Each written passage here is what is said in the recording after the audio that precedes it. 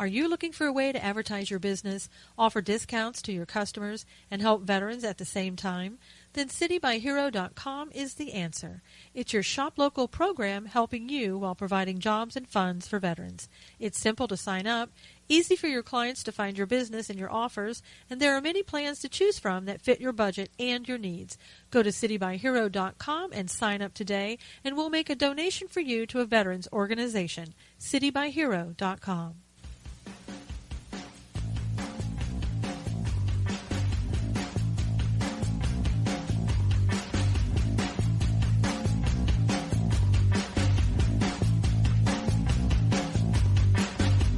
And now, it's time to Stand for Truth with the host of Stand for Truth Radio, Susan Knowles.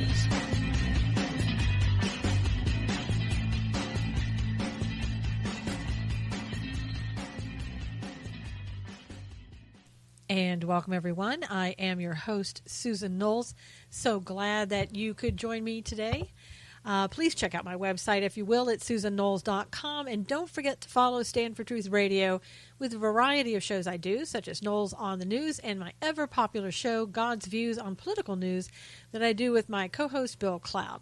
And to hear all of the podcasts, just go to Spreaker.com or download the Spreaker phone app and type in Stand for Truth Radio with Susan Knowles. All the shows can also be heard on iHeartRadio, and the easiest way to find the shows, just go to SusanKnowles.com and click on the big iHeartRadio logo. It'll take you right there. Finally, just follow me on Twitter at Susan Knowles. Now, I hope everybody had a great Thanksgiving. I know that I did. We decided to drive up to Malibu. I don't know if you've seen the pictures of Malibu. Absolutely gorgeous, gorgeous area. It was in the 80s. We were having a bit of a little, heat up, if you will, more like summer weather. It got into the 90s in some places over the holiday, but it was great. I mean, it really was. It was enjoying summer all over again. We did a little hiking, and we into the sort of the mountainous area, which isn't too mountainous in Malibu, more like the hill area. And then we also went down to the beach, and we just really enjoyed ourselves. It's very relaxing until we started back. And, of course, we got caught in L.A. traffic, and it was a nightmare. I think it took us at one point an hour to go about 2.5 miles. So I wouldn't recommend that for anyone. So really, if you're going to relax, don't get stuck in L.A. traffic. But it was great, and I hope you had a great Thanksgiving as well. And we're back, and back in the news. Let's see. I've had people continually asking me, well, what is it that President Trump really has done? He's really done nothing. Are you kidding me? I don't know. I don't really know if people just like living in a bubble and they're happy with that and they feel that everybody else lives in a bubble too and they won't have any information. I don't know what it is. I really don't know. But all I know is, here's for an example. The United States new home sales hit a 10-year high in October. So tell me again how the president isn't doing anything. It says that the Commerce Department, this was from Reuters, said on Monday the new home sales increased 6.2% to a seasonally adjusted annual rate of 685,000 units last month in October. That was the highest level since October 2007. A September sales pace was revised down to 645,000 units from the previously reported 667,000 units. And typically that was due to, the hurricanes that we had. I mean, even in the hurricanes, look how well that we did. Can anybody tell me a time under Obama when we had news like that? Because under Obama, we were told, oh, you know what, just get used to it. In other words, it was almost like just get used to being poor and being in a recession and not having anything, because that way, and they didn't say this, of course, but that way the rest of the world can catch up to us, and we're no longer the superpower that we once were. Well, Obama, guess what? There's a new sheriff in town who's doing a better job, who is not trying to take down the country and to make the country less than. And so when people, when they ask me, typically what I do, what I've learned to do now is when people say, well, what is President Trump doing? He can't do anything. I tell them first what Obama did and how much he did to hurt this country. I remind them of the Uranium One sale. I remind them of the nuclear arms deal with Iran. Little things like that.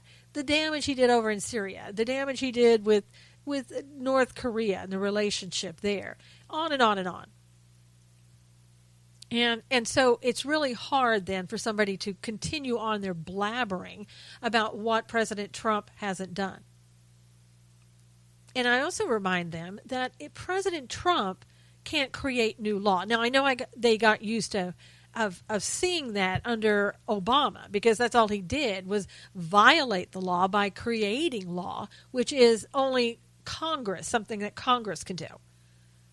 And so President Trump isn't creating law, so he can't go out there and introduce a new tax cut bill himself and get it passed. That's Congress has to do that. Congress has to vote on it. Congress has to create that law, and then he can veto it. But that's where he comes in, and he can't repeal and replace Obamacare. That's up to Congress again to do that. On and on and on. Congress creates law, not the president.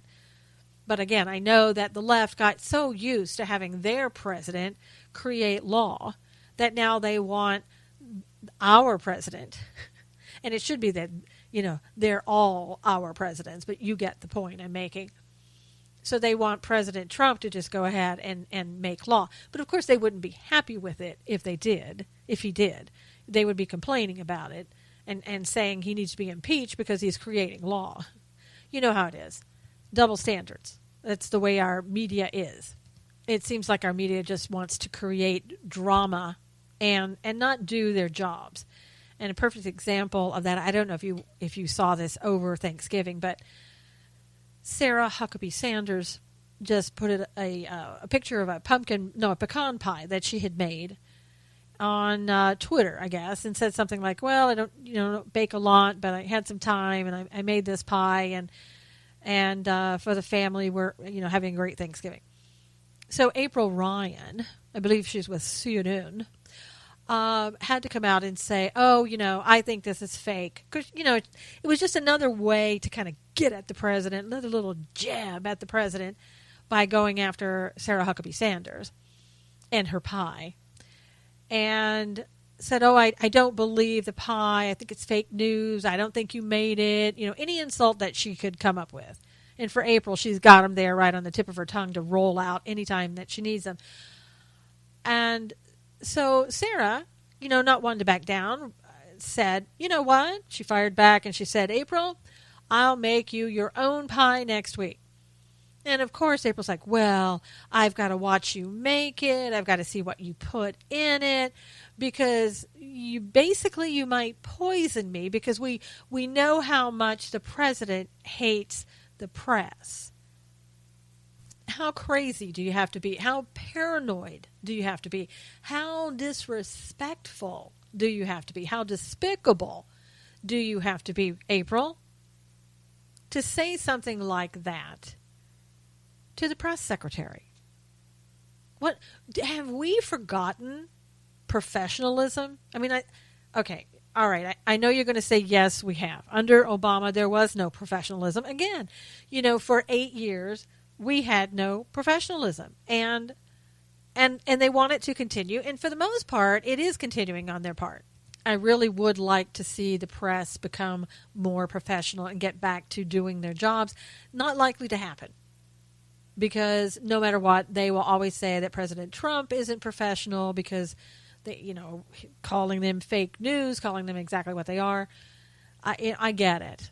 I get it and I don't get it. It's kind of like, even if you think his behavior is somewhat bad, does that give you the right to just go ahead and be bad in your behavior? I think it's just all silly, is what I think. Truthfully, it's just silliness. It just gives people an excuse to just name call. And I'm not for name calling on either side. But I think, where the country is today, the things that are happening, you would think that people would spend less time attacking each other and more time looking at the good things even that we're doing, the good thing that in the economy, how unemployment is down to like 4.2%, I think the last time I heard. And Goldman Sachs says it may be down to 3.5% by the end of 2019. So why don't we focus on that? Also, why don't we focus on those people that are threatening us, like North Korea? What are we going to do about that? Let's focus on those things and put the media aside. I know we've always talked that way, and that's exactly what we want to do, but it never seems to happen. We give the media too much power, too much credence, too much time. I know for me, as time goes on, I want to give them less and less time. I want to talk about them less and less. Hopefully, I'll be able to. But I want to start looking more underneath the things that they are doing to see what it is that they're hiding. Let's just put it that way. We have the media that is distracting us by little things, and a lot of little things. And typically that means they're hiding something that they don't want us to know. Now, of course, in this case, I think a lot of what they're hiding are the reports that are coming out in the political realm right now with Conyers, with Franken, and God only knows how many more people that are on that list of all of the men and women, I'm assuming more men than women, that have committed some type of sexual harassment or, some other type of thing like that, and has been paid off. Their victims have been paid off, and they're in Congress, and it's being hidden on some list. And $15 million? I don't know, some ridiculous amount of money since like 1997 with people's names on there. And now we have Conyers from Michigan, the Democrat from Michigan, saying, I'm going to step down right now as the ranking member of the House Judiciary Committee. But let me tell you, don't be pushing me too hard, because if you do, I'm going to release all the names. Okay. Because you all know each other, right? You all know each other. And you're protecting each other. And you have protected each other. And you thought that was going to be your protection as well.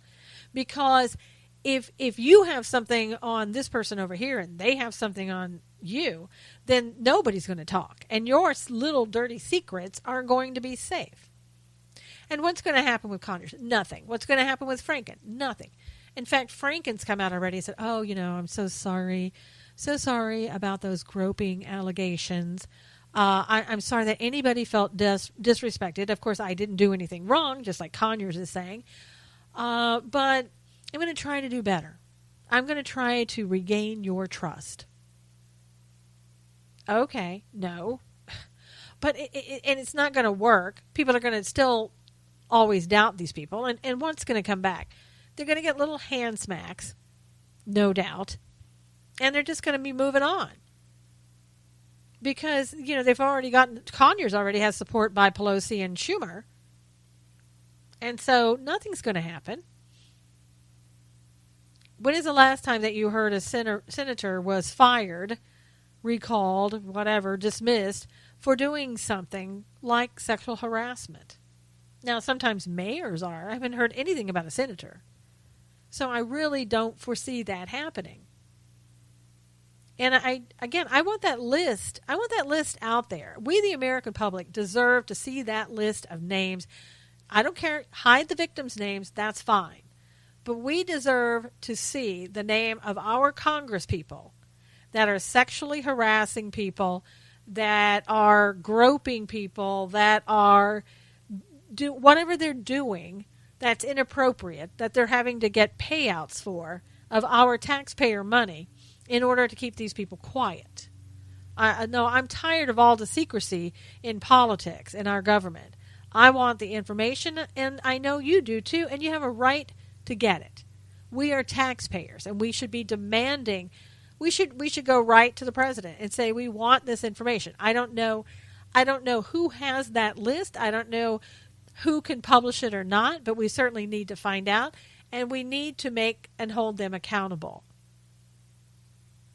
We can't go back the way we were under Obama and just kind of sitting there with nothing happening. We have to demand it, and we have to demand, because we are right now in the majority at the House and Senate, we have to demand that they turn this information over. And if there's Republicans on there, let's see that too. Again, I want, if my congressperson, I don't care who they are, and in California, I mean, there's several in trouble. We've talked about that before.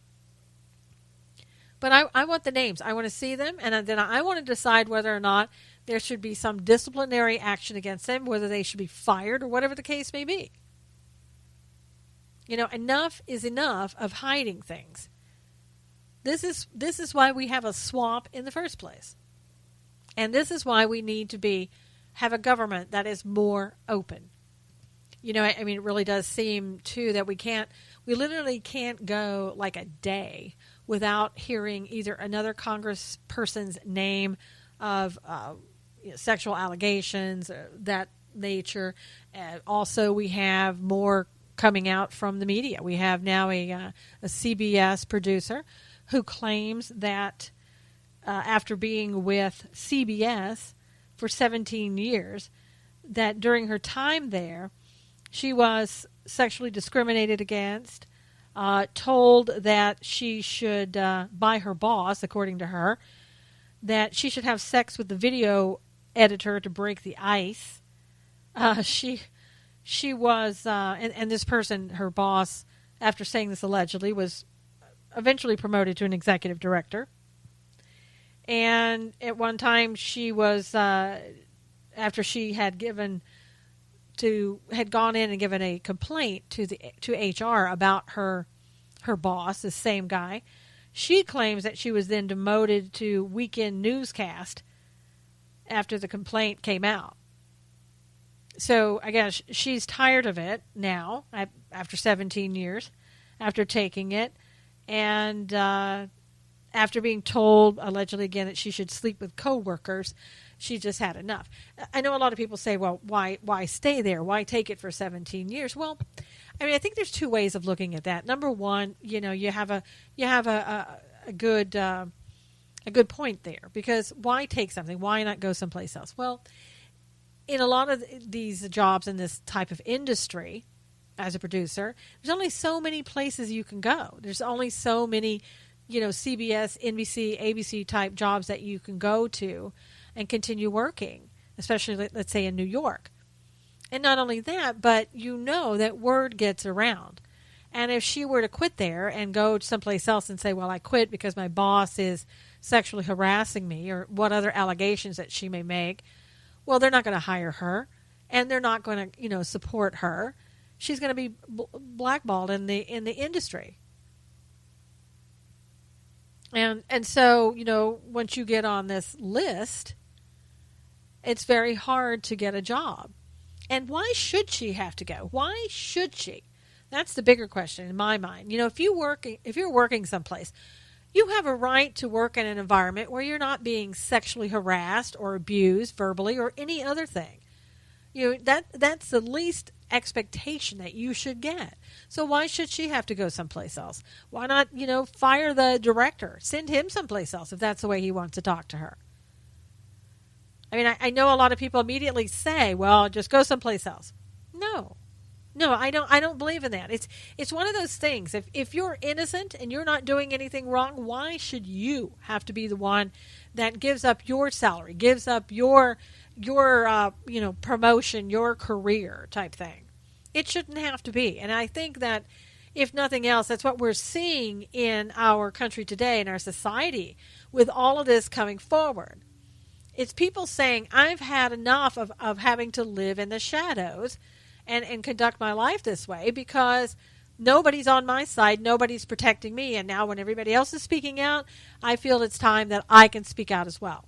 Now, my preference is they should have spoken out a long time ago. I really wish they had, because can you imagine how many other people went through this same type of thing? or how many other people left because they didn't want to have to sleep with their coworker. I mean, it's ridiculous that our society, that somebody working there even says something like that. It's ridiculous. It should never happen.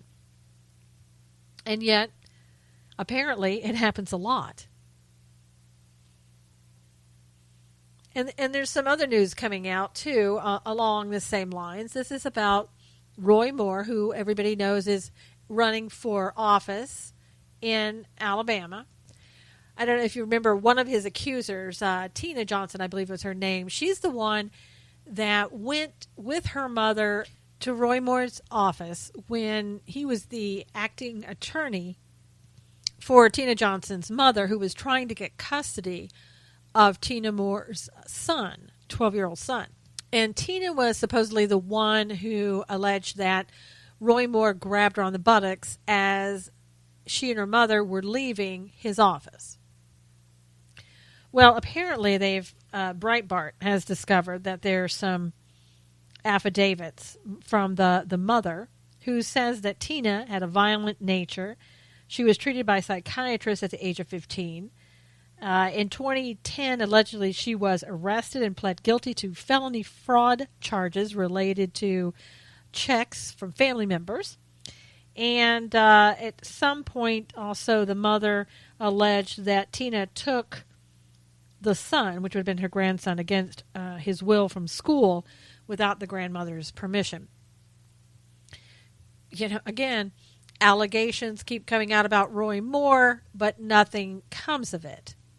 Unless you just want to believe somebody who now we can see that there's other information about her.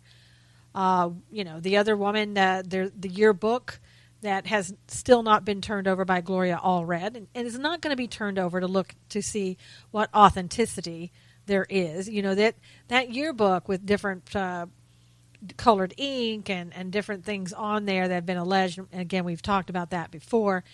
It's not going to be turned over. And Gloria Allred really doesn't have to turn it over because there's no lawsuit. There's no deposition. There's no discovery period going on. There's nothing that would make her have to do that. And so she just holds on to it, hoping that she can hold on to it long enough past the December 12th day that there's going to be a vote in Alabama for or against Roy Moore. I mean, it's despicable. It's something that Gloria Allred should be ashamed of herself for doing, but I'm sure this is probably nothing new for Gloria Allred. She's done it many times before. That's why, according to what I've found, that 2 bar associations, one in D.C. and one in California, are looking at her for things that they claim that she's done that were in violation of the bar association. So we'll see how that comes out. But they're continuing, being the left and the media, continuing to try to use Roy Moore against our president as well. He came out over the weekend, this is President Trump, and he tweeted, "The last thing we need in Alabama and the United States Senate is a Schumer-Pelosi puppet," talking about Doug Jones, "who is weak on crime, weak on the border, bad for our military and our great veterans, bad for our Second Amendment, and wants to raise taxes to the sky. Jones would be a disaster." So immediately they say that means that he came out in support of Roy Moore, who has all these allegations against him. Well, I guess in a roundabout way, yes, you can say if he's against one candidate, he could be supporting the other. But it could be he just doesn't want that candidate, and he didn't say vote for Roy Moore. I mean, I have to give him that. He didn't say that. So, I mean, really, that could be a write-in vote that he's supporting, or anybody else that you could write in rather than Roy Moore. But frankly, I want my Republican president to support the Republican candidate of a state. Again, unless there is some type of legitimate proof rather than a he said, she said, people need to just step out of the way. You know, we need to not hear Mitch McConnell coming out and talking about, well, we're just not going to let him be seated as a senator if he runs and makes it. No, Mitch, you're going to just get out of the way and step back, because the American public, if Roy Moore wins in Alabama, the American public is not going to allow Mitch McConnell to not allow Senator Roy Moore to be seated as a senator. That's not going to happen, because you're just going to see people taking to the streets like never before. I mean, I don't know if they're really actually going to take to the streets, but they're certainly going to take to the phones. They're going to take to the internet and anything else they can do. And they're going to demand that Roy Moore, the elected senator, if that happens, they're going to demand that he be allowed to be the senator. Because I think people they're catching on. You know, for some it's been a very slow process of catching on. But for others, they can see how these rhinos, like Mitch McConnell and Paul Ryan, how they all work to keep others out, to keep the newcomers out, to keep anybody that would be there to drain the swamp out. People are slowly in Congress starting to back away from Mitch McConnell, back away, and to either ignore him or say, look, you better, if you want my support, Mitch, you better get some stuff done, because so far you haven't gotten anything done. You're not a very effective leader. And I think it's time to get Mitch out of there, to get Mitch out of that leadership position and get somebody else in there. Now, I don't know who. Certainly not a rhino, but they're not going to, the problem is they're not going to pick anybody but a rhino at this point. They're not going to go to some junior senator and put them in that type of position. So I can't see who that'd be. Wouldn't it be great? I mean, really, wouldn't it be great if Roy Moore came in there and they said, okay, we'll make him the leader? It's not going to happen. It's not going to happen. But I'm just saying, it would be funny.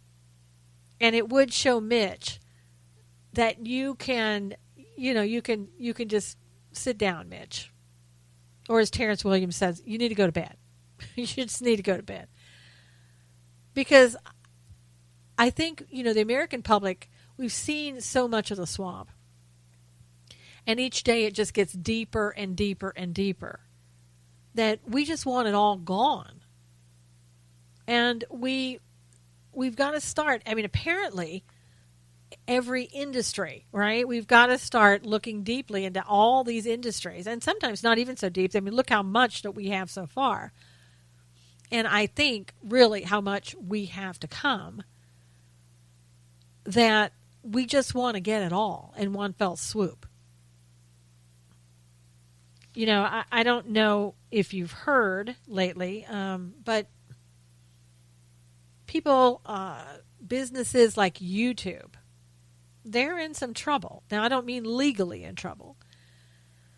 But, BuzzFeed broke this story last week. And they reported they had found numerous videos which appear to originate from Eastern Europe. And these videos were very disturbing. And here's how they describe the videos. In many instances, they restrained children with ropes or tape, and sometimes crying or invisible distress. In other videos, the children are kidnapped or made to play doctor with an adult. And the videos frequently include gross-out themes like injections, eating feces, or needles. Many come from YouTube-verified channels and have tens of millions of views. Now, I don't know if you've used YouTube. I have. I broadcast shows there all the time. Typically, my shows are on what's in the news and politics and God and Christianity. And for a while there, every single broadcast that I would do, immediately following the broadcast would be deemed unfriendly to most advertisers.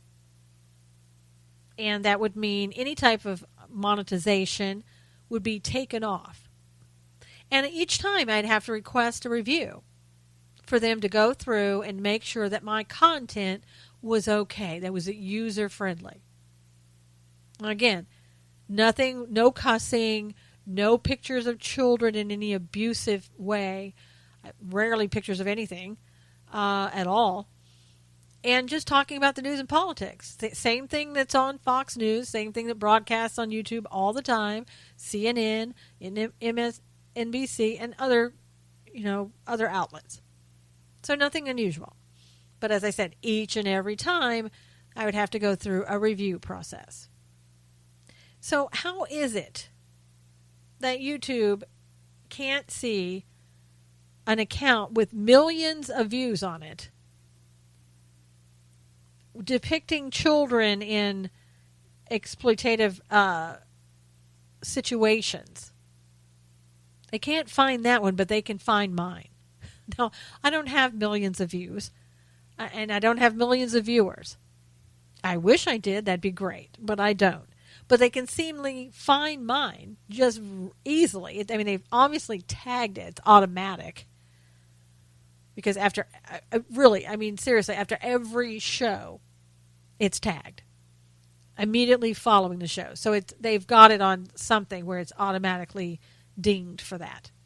But they can find mine, but they can't find these disgusting broadcasts that BuzzFeed says exist there. Now, BuzzFeed did bring the videos to YouTube's attention, and they claim that they were removed, but I guess there are others on there that haven't been removed. And they're saying also there's content on YouTube Kids platform. I didn't even realize that there was a separate YouTube Kids platform. But they say some of them are like unsettling and bizarre videos aimed at children using family-friendly characters. And they talk about having millions of subscribers and viewers. And yet nobody at YouTube, that is, seems to even realize that there's an issue. And I'm not trying to be conspiratorial here, but this sounds really, really odd to me. That if you're YouTube, that you don't see this. That it's never crossed your path. You've never checked it out. You've never gone to look at people that have millions of viewers. You've never gone to see what they're putting out there for people. And that you just assume that anything that's for children on your platform is okay. As I said, it seems very odd to me, if nonetheless. And at the least, it seems odd. Now, YouTube has decided, well, they're pledging to clean this stuff up. It took BuzzFeed and other people to bring it to their attention. And now that they've brought it to their attention, now we're going to clean it up. They're going to crack down on advertising on videos that feature family entertainment characters engaged in violence. Well, thank you very much. According to YouTube, the company has already removed ads on 3 million of these videos since June. Okay, here's my question. If these videos are out there and they have ads on there, instead of just removing the ads, why aren't you closing these accounts down? 3 million videos? 3 million videos that depict children in these disgusting, exploitative type situations, and you still allow these accounts to be up and going? When a lot of the conservative accounts, now I've known people, some of the conservatives that had their accounts shut down or their videos erased off of the account. So why are they gone? And these type of things, they're still there. Now, it says the site also plans a new initiative to disable all comments on any videos featuring children in these exploitative situations. If a video featuring children began to populate with inappropriate comments, the site will disable the comment thread for that video. Okay, again, great that you're taking the comments out, but why aren't you totally shutting down the website? Or I should say the YouTube site. Why aren't you closing that site down? I mean, it's ludicrous to me that they're saying we're going to close down, we're going to take the ads off, we're going to close the comments down, but we're going to allow the accounts to still keep going. That does not make sense to me. And the company's also going to be providing guidance for creators who make these family-friendly content in the form of some written instructions. What are you going to say? Show better lighting when you have children in these despicable positions and things of that nature? I mean, YouTube, you're not making sense here. And then the company said it would work with child safety experts to continue to identify troubling trends like this one, which the company allowed to thrive on its platform for years. And it said many of the offending channels were even verified by YouTube, a process that the company says was done automatically as recently as 2016. And it says it's reevaluating the verification process. Okay, this is crazy. I mean, I can go to these channels. I'm not going there, but I could go to them, and I could tell you right away whether they were inappropriate or appropriate. And I'm not saying using my judgment and saying this needs to be closed down. I'm saying any reasonable individual would be able to go to these accounts and say, this is garbage. This is, exploits children. This is demeaning to children. This is absolutely inappropriate. I mean, it doesn't take a rocket scientist to go there and do that. But yet we have YouTube now who's somehow got to, gosh, this is what we're going to do. We're going to take away the comments. We're going to take away the ads. But we're going to allow you to just keep showing your smut and keep abusing children in this way. And it's abusive to children by the very fact that it's on there, depicting children in these positions and situations. Disgusting. And it's so nice, too. YouTube has now come out on their blog with 5 ways we're toughening our approach to protect families on YouTube and YouTube kids. Again, it's simple. Shut down the accounts. If you see something like that on an account one time, shut them down. We don't need your 5 ways. We don't need all these things that you're going to do. We just need for you to shut down anything that's inappropriate. And I'm not saying, I know people are saying, oh, but wait, free speech, da, da, da. Okay, I get that. I'm not saying shut down conservative and liberal websites. But there comes a point when it's dealing with children, when you know it's leaning towards pedophilia, it's leaning towards abuse, if not totally there on both of those accounts, and that it's very clear how that it's harmful to children, and it needs to go. But what do we see instead? We see conservative websites being shut down, conservative accounts. Other people have said, conservatives that have, huge following, how they're losing money because of what YouTube is doing, making everything, their content user unfriendly, when they're just sitting there talking about news and politics. So it's craziness. I know. And it's totally unfair. And another reason why we need to start discussing antitrust laws. I mean, we really do. And conservatives, I'm telling you, we need to get more platforms and quit continuing to rely on these people like Twitter, Facebook, YouTube, Google. Because they're controlling everything. Let's face it, they really are. It's going to be up to them as to what they do or they don't do and how that's going to hurt or not hurt us. I mean, so far it seems like it's something that's okay, for children to be depicted in these ways. And we're going to cut down on comments and advertisers, but I don't see them saying, we're going to go through and just get all of this garbage off of YouTube. And I think some of the advertisers aren't sure they're going to do it either, because some of the big brand name advertisers like Mars Candy has said, forget it. We're not going to put our ads on there because they're ending up in these despicable accounts and being shown right next to pedophilia and what appears to be child abuse.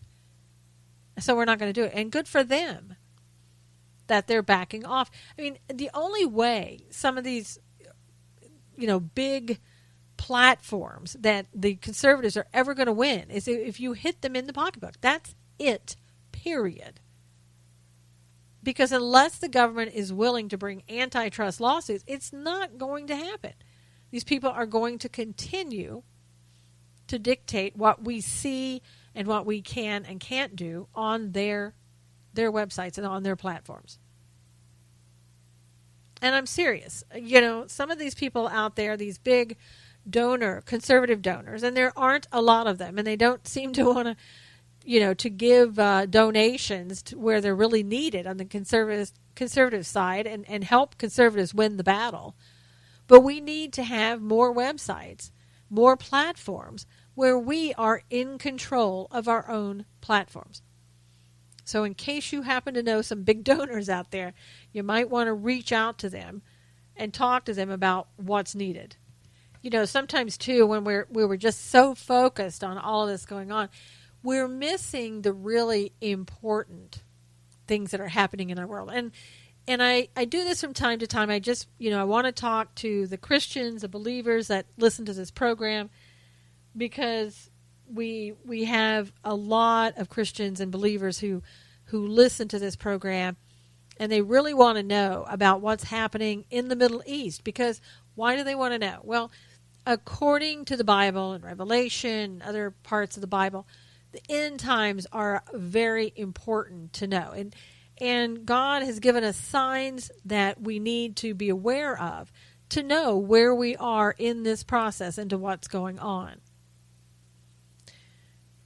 So, for example, over the holidays when we were kind of, eating our turkey, being stuck in traffic like I was, listening to, what Franken and Conyers have done, what these new charges are coming up for all these people and CBS and Moore and even Branson, and I don't even know if I want to go into what the billionaire Branson is accused of doing. But again, I think it's more important to kind of look at the Middle East. So while all that was going on, Russia had a meeting with Iran and Turkey, and they kind of got together in Russia to talk about politically and militarily what they need to do in regards to Syria.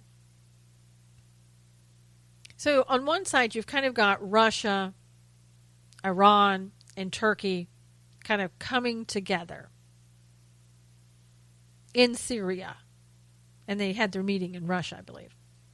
But they're coming together about Syria and what needs to be done. Now, I don't know about you, but I look at Syria, and right now, Syria is being run by Russia and Iran. I mean, I don't know if Assad really thinks that he's in control anymore, but you're not.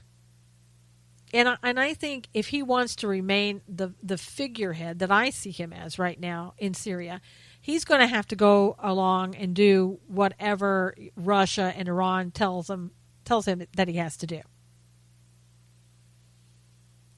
And so on one side, you've got Russia, Iran, and Turkey. On the other side, you've got the United States, Saudi Arabia, and Israel kind of working together. And Iran doesn't like that. I don't think Russia really likes it either, but Iran certainly doesn't like that. And we have this little thing in the Bible, this little section, which it really isn't a little section, but it's Ezekiel 38. And Ezekiel 38 is all about what's going to happen when the certain countries come in and try to destroy Israel and take over Israel. And who are these countries that Ezekiel 38 talks about that will eventually move in to Israel? Well, that would be Russia, that would be Iran, and that would be Turkey. The three countries that just met and talked about what needed to be done in Syria. And part of what is going to need to be done, is to move the United States totally out of Syria altogether. Kind of Obama, that was another one of those wonderful things that Obama did, right? He got us involved in Syria and then let Russia take over. So what we know is right now, what we've been told in the past, and I've talked about this the last couple of weeks, is that Iran right now is building military base in Damascus, Syria. And those that follow the Bible know in Isaiah 17, Damascus at some point will become a ruinous heap. Some people feel it already has happened. But they're busily setting up a military base there in Iran. Iran is in Damascus, Syria. And Israel has said 1,000 times, we're not going to allow Iran to gain a foothold and build a military base there. It's not going to happen. But Iran just keeps building. And why would they be building right there in Damascus? Well, there's only really one reason why, and that is to move into Israel eventually. Now, you may be thinking, well, why in the world would they want to move into Israel? Both Russia and Iran. Why? Why would they want to do that? Well, Iran, basically, it's about the Mahdi. It's about creating that chaos. It's going to bring back their Messiah, if you will. And so they're over there wanting to just ready themselves for moving into Israel at the right time. And apparently it's becoming the right time for them, the way they see it, very shortly. We don't know. We have no idea when it's going to take place. It could be another 10 years. It could be another 10 minutes. We don't know. And you have Russia, who I believe was just named like the biggest oil producers. This is who he's the go-to guy now, right? When you need oil, this is who you go to. And he supplies oil everywhere. But there's a problem. In Israel, the Golan Heights, as you may have heard, and we've talked about before, and it's been in the news, there is more oil and natural gas there than any place else in the world, basically. Endless supplies. I mean, Israel, as God's people, once again, absolutely blessed with all of that there. And so Russia is going to want to move into Israel to take over the Golan Heights, to get all of that oil and natural gas. And that could be part of why Iran wants to go in there too, because, look at that. If you control that, seriously, you control the world, right? In a way, especially if you're doing it for all the wrong reasons. So what's going to happen in Ezekiel 38 is that Russia, Iran, and Turkey, again, all lined up already, along with Libya, I believe, will move in to Israel to take the spoil, which is Golan Heights and all of Israel, if need be.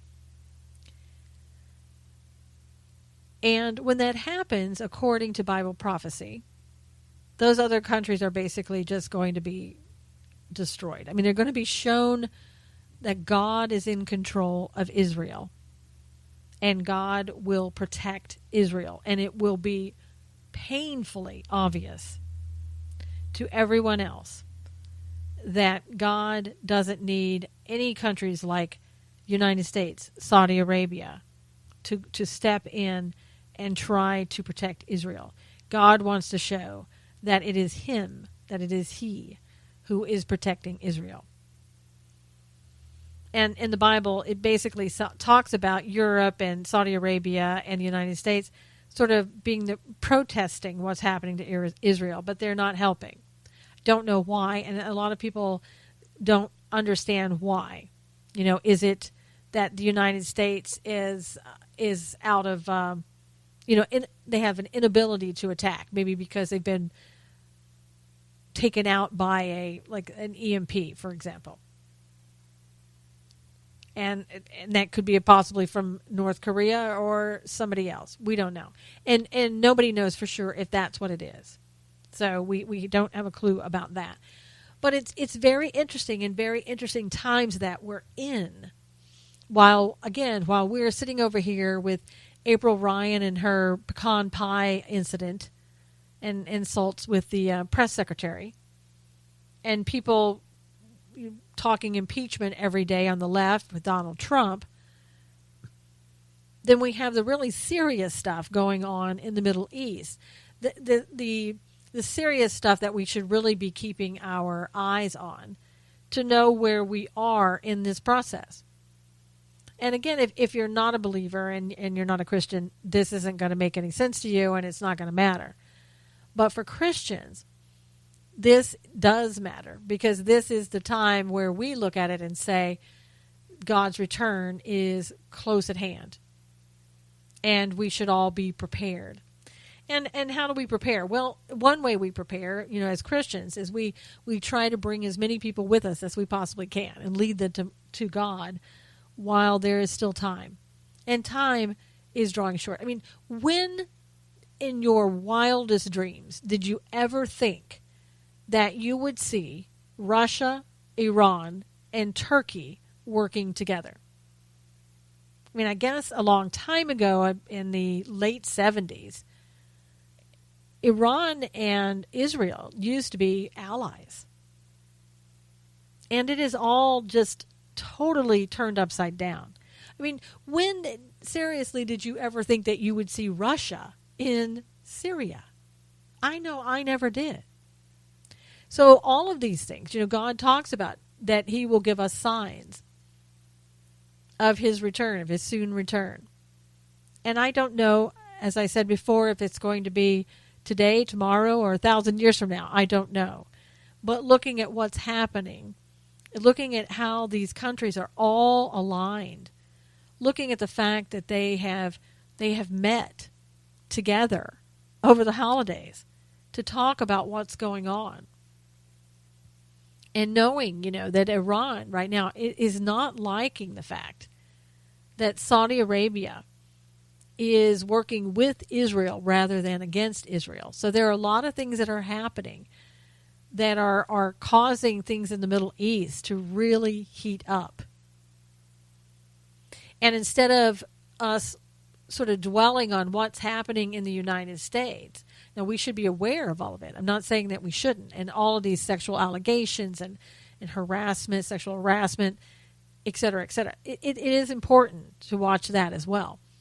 But I think if we dwell too much on that and we're not looking at what's happening in the Middle East and what's really important to show us and to give us a sense of where we're moving toward, then I think that we lose focus on the really important stuff that's happening, the stuff that we should really be focused on, and that matters. It matters in long term. It matters, it matters to us in the place where we're going, and not so much in the United States. And a lot of stuff that's happening in the United States, it is being exposed, and it's a good thing. And however long it lasts, and however long we're here, we should live in a world, if we can, especially in a country that rids itself of this type of evil. And I don't know what else to call it. It's evil. I mean, to think that women have suffered through for years and years and years sexual harassment on the job, abuse, and that children are being abused, and that all of this has been hidden is absolutely heartbreaking. And it is evil and should be brought out, and people should be made to pay for the evil and the crimes that they have committed. Right from the top on down. I don't care what industry. I don't care if it's politics or not. People need to have consequences for the crimes that they have committed. And I really do believe, as we get closer and closer to the end times, God is really exposing all of this so that justice will be served. And it is a very positive thing. But let's keep our focus on God and the Middle East as well. You know, and I also think one of the things that it's so good that we can always do is that we can pray for people. We have that ability to do that. And I think it also helps in draining the swamp, in making the world a better place, and showing God that we also want the evil exposed and that we believe and trust in him. And one of the things that I would just want to talk to you about is there's a young lady, I don't know her personally, I was contacted by one of the listeners from my show.